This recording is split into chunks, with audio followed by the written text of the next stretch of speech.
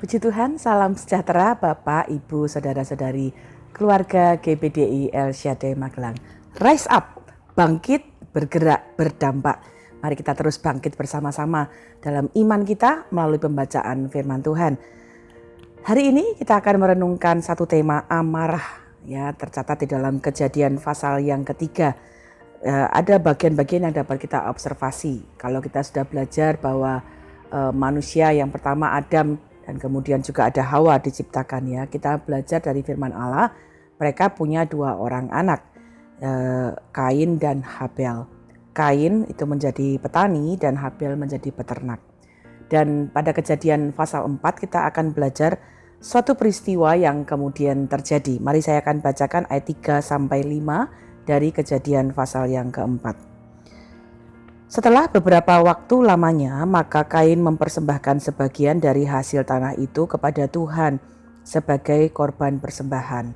Habel juga mempersembahkan korban persembahan dari anak sulung kambing dombanya, yakni lemak-lemaknya. Maka Tuhan mengindahkan Habel dan korban persembahannya itu, tetapi Kain dan korban persembahannya tidak diindahkannya. Lalu hati Kain menjadi sangat panas dan mukanya muram. Ya, ini ada satu bagian yang kita perhatikan, persembahan Habel itu diindahkan, diterima oleh Tuhan, sedangkan tidak demikian dengan persembahan dari Kain. Mengapa Tuhan menyukai persembahan Habel, ya? Mengapa dia menolak persembahan Kain? Ibrani 11 ayat 4 memberikan kita satu catatan demikian. Karena iman, Habel telah mempersembahkan kepada Allah korban yang lebih baik daripada korban Kain. Nah, ini menjadi salah satu catatan yang sangat penting, ya, bahwa apa yang dilakukan oleh Habel itu didasari oleh iman, percaya kepada Tuhan. Sesuatu yang dipandang benar oleh Tuhan. Ini menjadi satu pelajaran penting bagi kita semua, bahwa motivasi kita melakukan apapun juga itu dipandang penting oleh Tuhan. Dan Tuhan tidak berkenan kalau kita melakukan hal-hal yang benar tetapi dengan motivasi yang keliru, dengan alasan yang keliru, dengan alasan yang salah. Misalnya kita mau membantu orang dengan alasan, dengan motivasi supaya kita dipuji orang. Itu pekerjaan, sesuatu yang betul, perbuatan yang benar, tetapi dengan alasan yang keliru.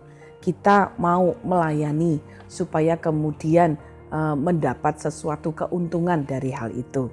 Nah, itu juga melakukan sesuatu yang baik, yang benar, tetapi dengan alasan yang keliru. Itu sebabnya Allah menolak persembahan dari Kain. Memang tidak dituliskan apa motivasi Kain, tetapi menjadi satu pelajaran yang penting bagi kita. Karena iman, karena percayanya, Habel itu menjadi sesuatu yang ketika dia mempersembahkan sesuatu yang di dalam hatinya, motivasinya itu dipandang benar oleh Tuhan. Ketika Allah menolak persembahannya, Kain menjadi sangat marah. Kita melihat ayat 5 bagian B, saya bacakan. Maka marahlah hati Kain dan mukanya muram. Ketika hal ini terjadi, Kain mulai timbul amarah di dalam dirinya. Nah, ini yang kita dapat belajar bersama-sama Bapak Ibu Saudara, ketika kita mungkin mengalami sesuatu yang mengecewakan, yang tidak seperti harapan. Kita bisa menjadi kecewa, kita bisa merasa marah, ya. Nah, kita perhatikan ayat 6 dan 7, Allah memberitahu Kain bahwa dia itu punya pilihan, apakah dia akan terus dalam amarahnya atau dia dapat melakukan hal yang benar. Jadi ada dua pilihan yang Tuhan berikan, yang Allah berikan kepada Kain. Kita lihat pada ayat 6 dan 7. Firman Tuhan kepada Kain, "Mengapa hatimu panas dan mukamu muram? Apakah mukamu tidak akan berseri jika engkau berbuat baik? Tetapi jika engkau tidak berbuat baik, dosa sudah mengintip di depan pintu. Ia sangat menggoda engkau, tetapi engkau harus berkuasa atasnya." Sekali lagi Bapak Ibu, ada satu pilihan yang dibuat, ya, yang Allah berikan kepada Kain, ya. Ayo, Jangan hati-hati dengan amarahmu. Kalau kamu membiarkan itu terus ada di dalam hidupmu, itu akan sangat menggoda. Kamu harus berkuasa atas itu. Nah, tapi kita kemudian melihat apa keputusan Kain pada ayat 8. Kejadian 4 ayat 8, kata Kain kepada Habel adiknya, marilah kita pergi ke padang. Ketika mereka ada di padang, tiba-tiba Kain memukul Habel adiknya itu lalu membunuh dia. Bapak, Ibu, Saudara, ini satu peristiwa yang kita dapat observasi. Kain dapat punya pilihan, tapi kemudian dia memilih untuk terus ada dalam amarahnya, memilih membiarkan dia dikuasai oleh amarahnya, sehingga kemudian dia melakukan pembunuhan. Apa yang kita dapat interpretasi? Pertama, amarah atau kemarahan itu bisa sangat merusak, sangat mengerikan. Ya, yang pertama tentunya merusak orang lain. Ya, dalam hal ini kita dapat lihat Kain membunuh Habel secara fisik. Kita melihat hari-hari ini ya begitu banyak orang-orang yang tidak segan-segan melakukan sesuatu yang bisa merusak orang lain karena kemarahannya. Orang yang marah karena perkataan orang lain bisa menyiramkan air keras, bisa melakukan pemukulan, bisa kemudian melakukan pembunuhan ya karena kebencian, karena kemarahan. Dan kita melihat kemarahan merusak ini bisa merusak orang lain. Mungkin bukan hanya membunuh secara fisik ya, tetapi juga membunuh karakter. Ya, ada orang-orang yang saling menjelekkan ya, memviralkan, membuka aib satu dengan yang lain. Kenapa? Karena kemarahan. Sehingga karakter-karakter orang lain itu bisa dibunuh karena kemarahan.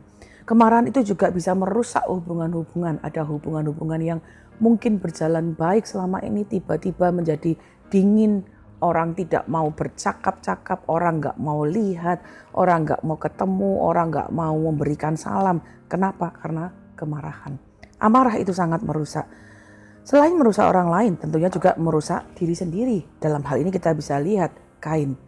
Kemarahannya, amarahnya yang tidak diselesaikan segera terungkap oleh Tuhan. Kejadian 4 ayat 9-12 mencatat demikian. Firman Tuhan kepada Kain, di mana Habel adikmu itu? Jawabnya, aku tidak tahu. Apakah aku penjaga adikku? Firman-Nya, apakah yang telah kau perbuat ini? Darah adikmu itu berteriak kepadaku dari tanah. Maka sekarang terkutuklah engkau, terbuang jauh dari tanah yang mengangakan mulutnya untuk menerima darah adikmu itu dari tanganmu. Apabila engkau mengusahakan tanah itu, maka tanah itu tidak akan memberikan hasil sepenuhnya lagi kepadamu. Engkau menjadi seorang pelarian dan pengembara di bumi. Bapak, Ibu, Saudara, kemarahan itu dalam hati.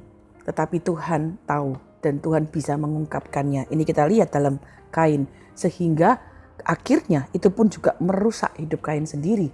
Dia menerima penghukuman ya yang harus dia jalani. Dalam hidup kita pun juga semacam itu. Selain merusak orang lain ya, amarah itu bisa merusak diri kita sendiri. Banyak orang yang menderita sakit ya, kemudian secara perlahan-lahan kesehatannya digerogoti. Kenapa? Karena menyimpan kemarahan. Jadi ini menjadi sesuatu hal yang penting yang kita perlu perhatikan. Interpretasi yang kedua, selain kemarahan itu karena kemarahan itu merusak, itu sebabnya hal yang kedua yang kita harus menjadi pelajaran yang penting. Kemarahan itu harus dikendalikan. Efesus 4 ayat 26-27 berkata demikian. Apabila kamu menjadi marah, jadi marah itu bisa terjadi. Apa yang kita harus lakukan? Janganlah kamu berbuat dosa. Janganlah matahari terbenam sebelum padam amarahmu. Dan janganlah beri kesempatan kepada iblis. Kemarahan adalah sesuatu yang kemudian kita harus kendalikan untuk kemudian tidak berkobar-kobar. Ya, kita bisa marah, tapi kemudian izinkan kemarahan itu padam. Ya, bahkan firman Allah memberitahu kita, waktu kita tidak mengendalikan kemarahan kita, kita sedang memberi kesempatan kepada iblis untuk mengendalikan hidup kita. Ini sesuatu hal yang penting dalam hidup kita.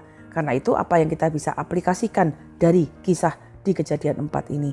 Ketika kita ada kemarahan, ya, akuilah kemarahan kita kepada Tuhan. 2, kita bisa meminta tolong kepada Tuhan menyatakan, Tuhan aku marah untuk hal ini, tapi aku mohon pertolongan-Mu supaya aku bisa mengendalikan kemarahan ini. Tuhan tolong aku, berikan aku ketenangan supaya aku bisa kemudian memberikan pengampunan dan kita kemudian merekonsiliasi lagi. Ya, sehingga hidup kita tidak dikendalikan oleh kemarahan. Kita tidak merusak diri kita tidak merusak orang lain, tapi kita punya pengalaman ya untuk pengampunan dan kita dipulihkan. Mazmur 37 ayat 8 dan 9. Jauhilah amarah dan jauhilah geram itu. Janganlah gelisah karena amarah hanya akan membawa kepada kejahatan. Jadi mari hari ini kita belajar ya, hati-hati dengan amarah, kendalikan amarah kita. Jangan sampai kita kemudian justru dirugikan oleh hal itu, tapi kendalikan amarah kita dengan baik. Terima kasih telah mengikuti Renungan 79. Kiranya ini dapat menjadi berkat bagi kita semua.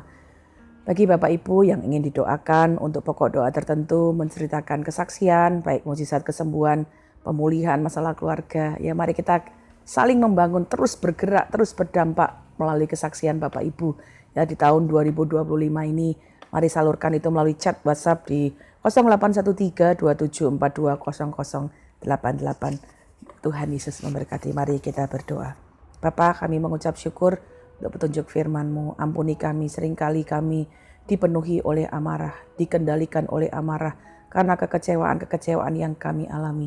Hari ini kami mohon pengampunan Tuhan, berikan kami kemampuan Tuhan untuk dapat mengendalikan amarah kami, sehingga kami tidak merusak diri kami, tidak merusak orang lain, tapi kami justru menjadi pembawa damai. Terima kasih Tuhan, pulihkan hati-hati umat-umat-Mu, hati-hati kami semua, supaya dipenuhi oleh damai Kristus, sehingga kami dapat hidup damai satu dengan yang lainnya. Dan kami setiap umat-umat-Mu dapat mengendalikan amarah kami dengan baik, dan tidak memberi kesempatan kepada iblis. Terima kasih Bapa untuk firman-Mu, tolong kami mendengar dan melakukannya, sehingga kami memperoleh berkat dari Engkau. Engkau ya Tuhan, Allah penyayang dan pengasih, panjang sabar, dan berlimpah kasih setia. Berilah kekuatan-Mu kepada seluruh keluarga GBDI El Shaddai Magelang. Lakukanlah kepada kami suatu tanda kebaikan, supaya orang melihat bahwa Engkau ya Tuhan telah menolong dan menghiburkan kami. Terima kasih Bapa, mengucap syukur di dalam nama Tuhan Yesus Kristus. Haleluya. Amin.